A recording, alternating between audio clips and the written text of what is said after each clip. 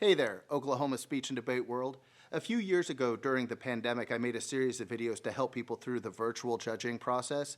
And recently a coach emailed me and asked if I had a video for just regular judging. And the answer to that question was no, but I'm about to. So this is for new and inexperienced judges. If you've done it a lot, this probably isn't for you unless you're just really into it and, want a refresher. Otherwise, this is for people who feel kind of insecure about judging.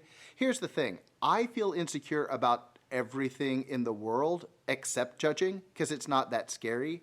The way I think of it is this. A lot of people got on a flying tube of death today. For something like that, I require Xanax, at least. But for judging, I only require a pen. So I know you can do it and I want to walk you through it. The first thing I want you to understand is that this is a community service for which we are extremely grateful, and so are the kids, even the ones that you rank last in the round. And you need to understand that you are totally safe as a judge. It's scary, I think, because if you're going to rank things, something's going to be first and something's going to be last. And none of us like to hurt anybody's feelings. So we worry about getting it wrong or hurting a kid's feelings because they got last in the round. And what I need you to understand is that when you are a judge, you are an educator. Whether you're a professional teacher or you decided to make a living in life, you are an educator in that moment, and whatever you decide contributes to the journey that our competitors are on.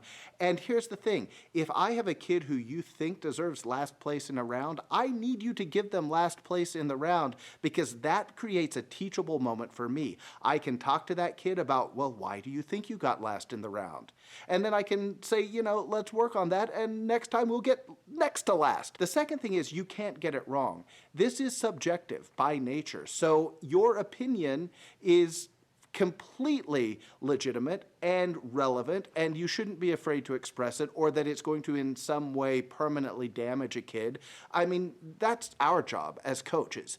As a judge, you're not going to hurt them. So I hope you're really hearing me about that. What you do for us is so valuable and necessary, and even if you don't feel like you're getting it right or you're worried that you won't get it right, understand that no matter what, you're getting it right. So let me give you a brief roadmap, as the debaters say. We'll start by looking at the ballot itself and how to fill it out. I'll give you some hints about how to keep track of the ranks during the round and helpful things to write on the ballot. We'll take a look at things that you might see in a round, and then I'll end with a tiny bit on how to judge debate, although that's a whole nother topic. So let's take a look at the ballot. If you want a head start, you can go right now to OSSAA, well, not right now, wait till I'm finished. Go to OSSAA.com, click on non-athletic events, and then if you scroll down, you'll find the IE events ballots.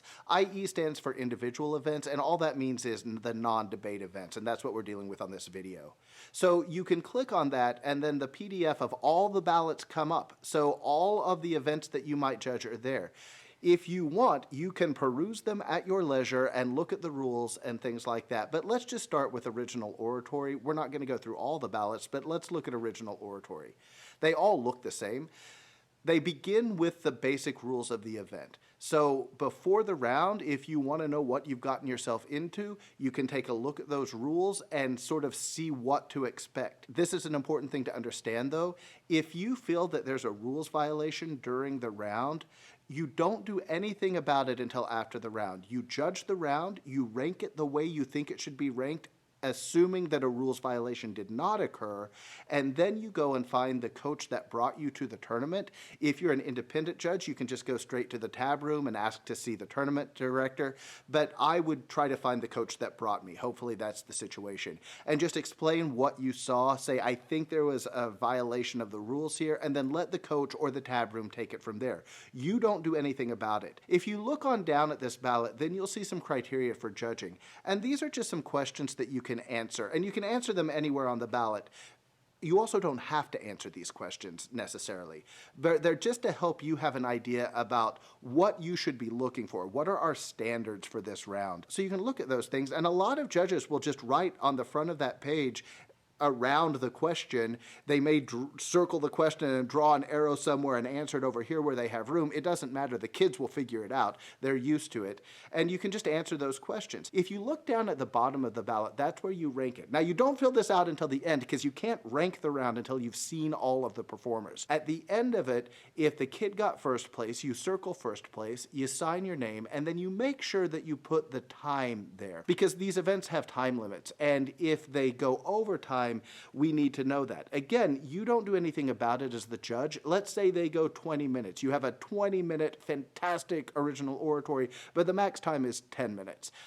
You rank the round as if they didn't violate that time rule, and we'll take care of it in the tab room. It is your job as a judge to time all of the events with a digital timer. That can either be a stopwatch or you can use your phone. Please make sure your phone's on Do Not Disturb so that you're not disturbed. When I'm judging, I don't actually answer those questions directly. I just flip the ballot over and I take notes there. And by taking notes, I mean these are the notes I'm going to give the kids. I want them to read. I'm not taking notes like this kid has a red tie. Although, if you need to do that to help you remember, that's not a bad thing at all. So on the back of the ballot or wherever I'm talking to the kids, I always try to start with a positive statement because it's a given that these competitors who are performing for you aren't perfect. None of us are, and my kids definitely are not. So there will be helpful advice on the ballot, we hope, from the judges, but I always like to start with a positive statement. I'll often say, this is a great start, comma, and then I'll move on with sort of something that will help them. So you might say something like, wow, you're doing a great job up there. I'm not sure I understand why you gave Judy Garland a German accent, or something like that.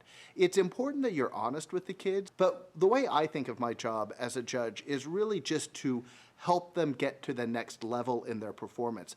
I'm not trying to tear them down. I'm not trying to hurt their feelings, and I'm certainly not going to insult them because what they're doing is hard. Standing in front of anyone is difficult, and they may give you a less than stellar performance, and yet they may have just done it beautifully in their practice room or in their classroom, and now they're here at a contest and something happened in their brain that made them forget what was coming next, and then they get flustered and then they cry and it's awful. I'm just joking. It doesn't often happen. Well, it doesn't usually happen. It happens. So the way I think of my job as a judge is to get them to the next tournament. If they're fantastic, that's great. That's way easier.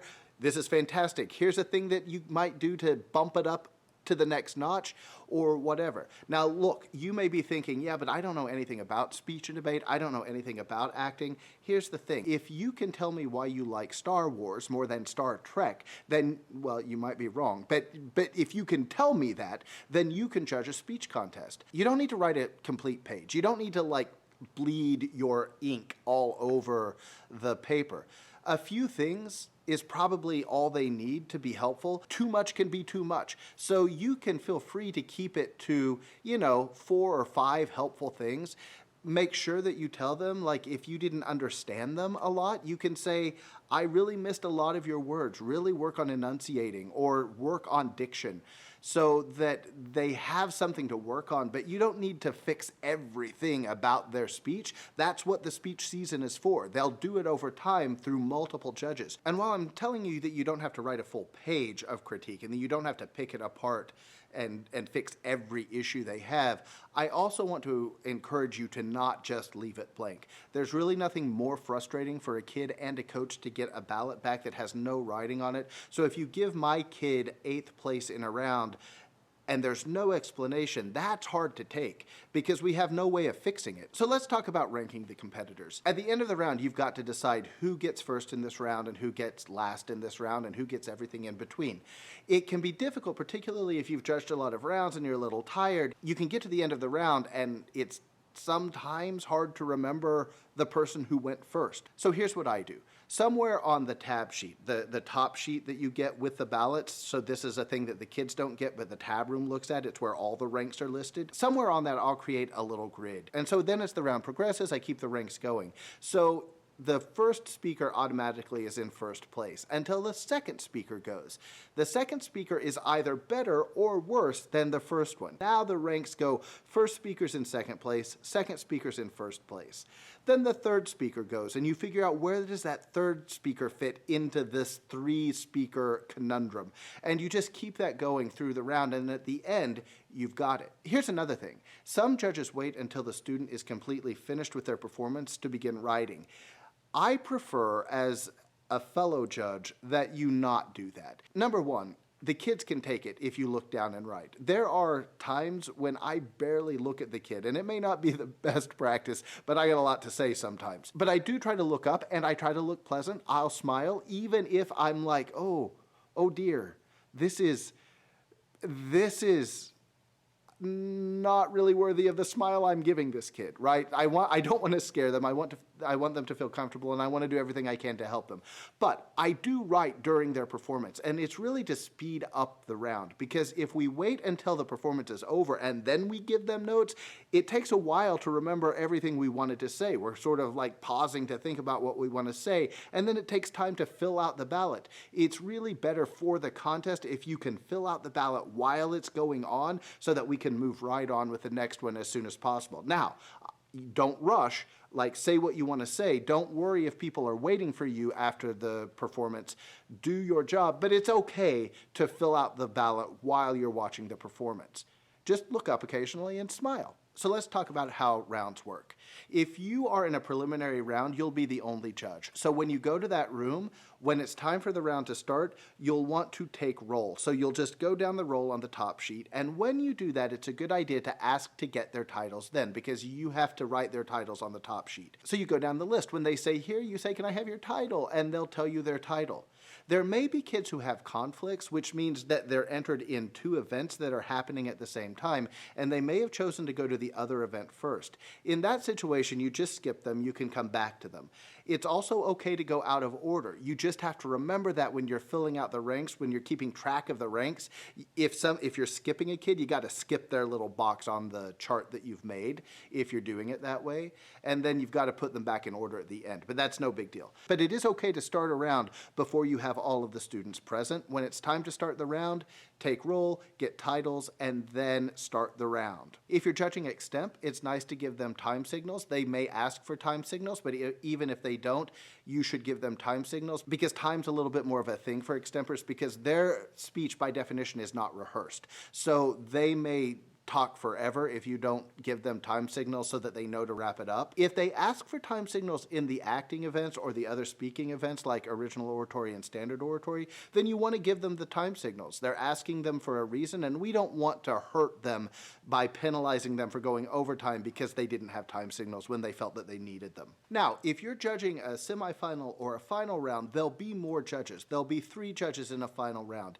It's really important that if you're not sure what round you're judging, you ask the tab room, or you ask at ballots out, where you pick up your ballot, how many judges will there be in this round?